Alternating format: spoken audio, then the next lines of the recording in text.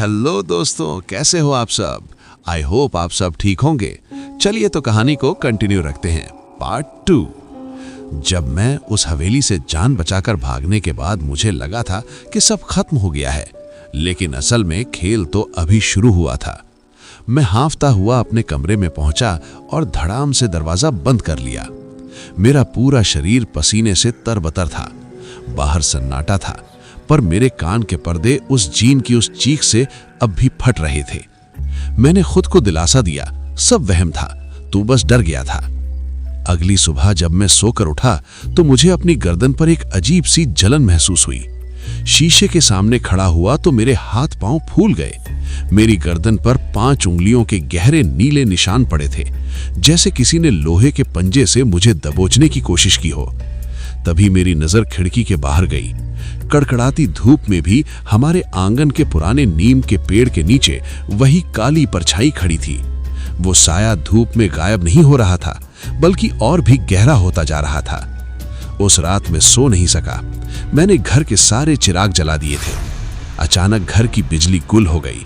सन्नाटे को चीरती हुई एक आवाज आई, खुरच खुरच, जैसे कोई दीवार पर नाखून मार रहा हो। आवाज मेरे बिस्तर के ठीक नीचे से आ रही थी।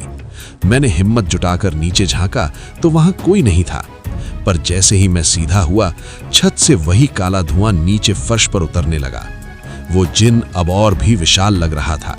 उसकी वो लाल आंखें अंधेरे में बल्ब की तरह चमक रही थीं।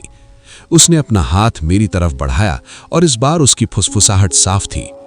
उस हवेली की मिट्टी तेरे जूतों के साथ यहां आई है। अब ये घर भी मेरा है और तू भी। तभी मुझे याद आया, भागते वक्त मैं अपने जूते कमरे के अंदर ही ले आया था। मैंने देखा उन जूतों से काली राख निकल रही थी, जो धीरे धीरे पूरे कमरे में फैल रही थी। मेरा दम घुटने लगा। कमरे की दीवारें पिघलने लगी थी और मुझे फिर से वही हवेली नजर आने लगी थी। ऐसा लग रहा था जैसे मेरा कमरा ही उस खंडहर का हिस्सा बनता जा रहा हो। अचानक मेरी माँ ने बाहर से दरवाजा खटखटाया, बेटा ठीक तो हो? और पलक झपकते ही वो साया गायब हो गया। पर जब मैंने दरवाजा खोला तो माँ के पीछे वही परछाई खड़ी होकर मुझे देख रही थी और अपनी एक उंगली अपने होठों पर रखे मुझे चुप रहने का इशारा कर रही थी।